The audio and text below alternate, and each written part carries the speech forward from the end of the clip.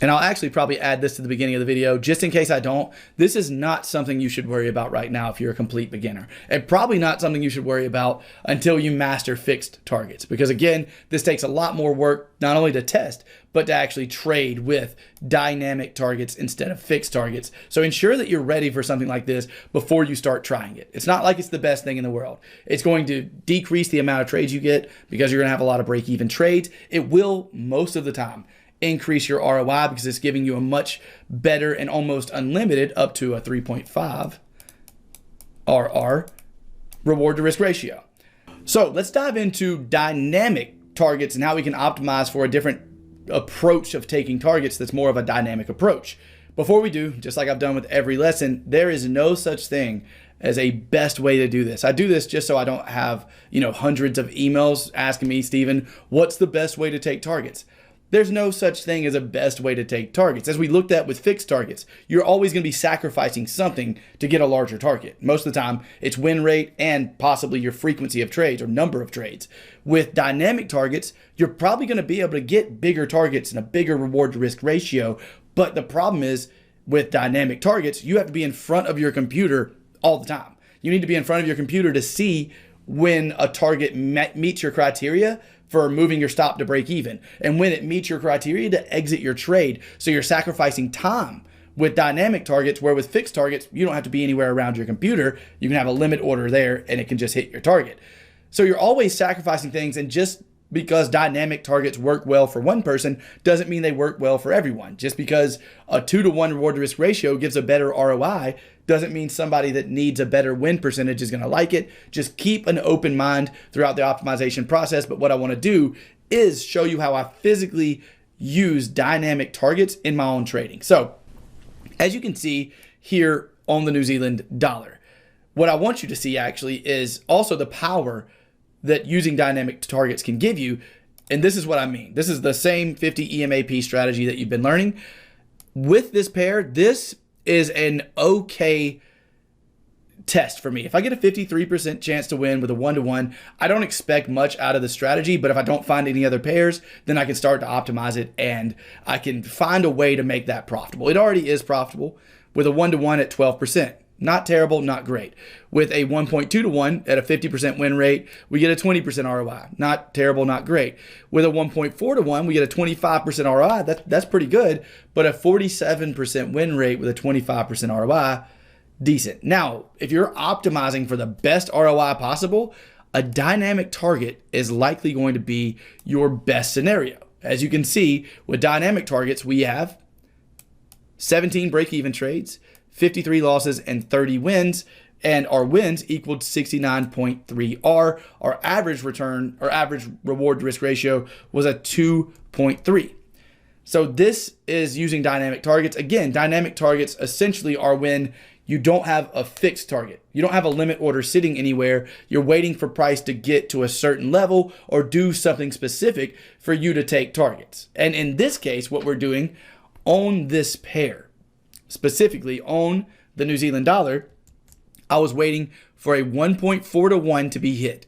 After a 1.4-to-1 is hit, then I move my stops to break even. After that happens, then I take targets at the next engulfing or close above candle. Let me show you what I mean by that.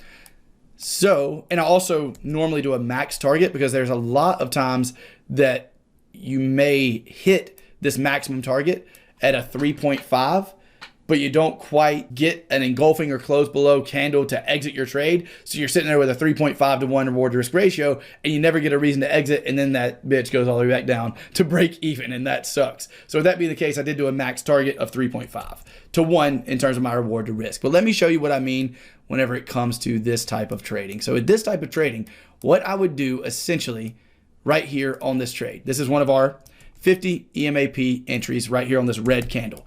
I would have the trade set up like this. I would then use our stop loss. It's a 22 pip ATR, so 27 pips here on the stop at a 1.4-to-1. I can't get 27. There we go. At a 1.4-to-1, I would then bring the stop loss from here down to break even. Okay? At that point, I have a risk-free trade. At the point that I have a stop loss at break even, I then would exit the trade on the next engulfing or close above candle. Here is the engulfing candle. It doesn't have to be an advanced engulfing entry, just any engulfing candle in the opposite direction, obviously, of the trade. So since we're in a bearish trade, the opposite direction would be a bullish engulfing candle, which happens right there, giving me around a 1.5 to 1 reward to risk. And sometimes you're going to get really high targets. Sometimes you're going to get really low ones. In the case of this trade here, as you can see, we'll do this example as well. I should probably do a bullish example, actually, just to show you guys a bullish one here, if I can find one. Here we go. Okay, so on the New Zealand dollar, here is an example of our 50 EMAP strategy. With this being the case, we have our entry. Our stop loss is 5 pips plus 28, which is 32. Or actually, it should be 33. But 33 pips. And what we do at a 1.4, we take the stop loss from where it is and move it to break even. And what you have to watch out for is after you move that stop to break even, that price doesn't come back and touch it. If it does, you have a break even trade. If it does not, you keep pushing higher until you get an engulfing or a close below candle. So with that being the case, in this specific case, we would have around a 3.2 to 1 reward to risk ratio. So this is a way of getting really high reward to risk ratios, but you do run the risk of having a lot of break even trades and also run the risk of having to be beside your computer constantly in order to manage this position, which is why dynamic targets may not be right for everyone. That's the physical way I go about it. I don't always use a 1 point drink beer, but when I do, it's a Dos Equis. I don't always have a 1.4 to be my break-even criteria. Let me explain that by going back to this Aussie New Zealand chart. So what I normally do on the New Zealand dollar, it was a specific case, but what I normally do is anything that the highest reward to risk ratio that gives me over 50% accuracy, I use that as my break-even point whenever I'm choosing to use dynamic targets. So you may test a couple of pairs that have like a 52% at a 1.2. If I had a 52% win rate accuracy at a 1.2 to 1 reward to risk, and let's say that our 1.4 was like a 45% win rate, then I would use the 1.2 as my break-even criteria, as in whenever I hit a 1.2 to 1 reward to risk ratio, that's when I would move my stop to break even. So the dynamic targets work like that. Whatever I can get above a 50% accuracy on, then I use that as my break even criteria. Sometimes it's a 1-to-1. Sometimes you'll have like a 53% win rate at a 1-to-1, like the New Zealand dollar was. And what you can do is just use this 1-to-1 as your break-even criteria, and then use dynamic targets as in you exit on the next close above for a short trade, close below for a long trade, or engulfing candle. This though, and I'll actually probably add this to the beginning of the video, just in case I don't, this is not something you should worry about right now if you're a complete beginner. And probably not something you should worry about until you master fixed targets. Because again, this takes a lot more work, not only to test, but to actually trade with dynamic targets instead of fixed targets. So ensure that you're ready for something like this before you start trying it. It's not like it's the best thing in the world. It's going to decrease the amount of trades you get because you're going to have a lot of break-even trades. It will, most of the time, increase your ROI because it's giving you a much better and almost unlimited up to a 3.5 RR reward to risk ratio.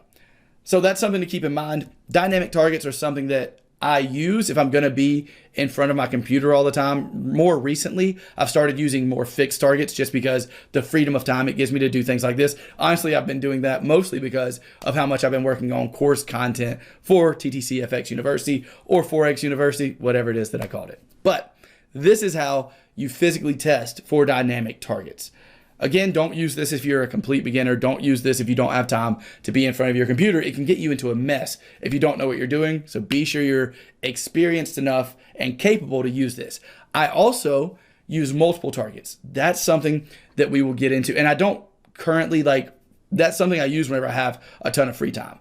But that is something we'll go over in some more advanced lessons. You do not need to even know how to optimize that yet because it's extremely complicated compared to these two. So there is one way to take dynamic targets. your options for taking dynamic targets are limited only by your imagination. You could pick a ton of different ways to have dynamic targets. This is just one of my favorites. Test it if you would like, or just stick with the fixed targets, which is what you definitely should do if you're struggling or if you are a beginner. But with that said, we're going to move on from optimizing for targets and move into how do we actually optimize a trading portfolio, a group of currency pairs that perform best with a certain strategy. So what we're going to do is optimize a portfolio by picking the best pairs that work with a specific strategy. I'm going to show you how to do that. And also, we'll have a brief video that goes over how to optimize for your time frame based on your personal preference. So let's go ahead and dive into those videos, and I'll see you in just a second.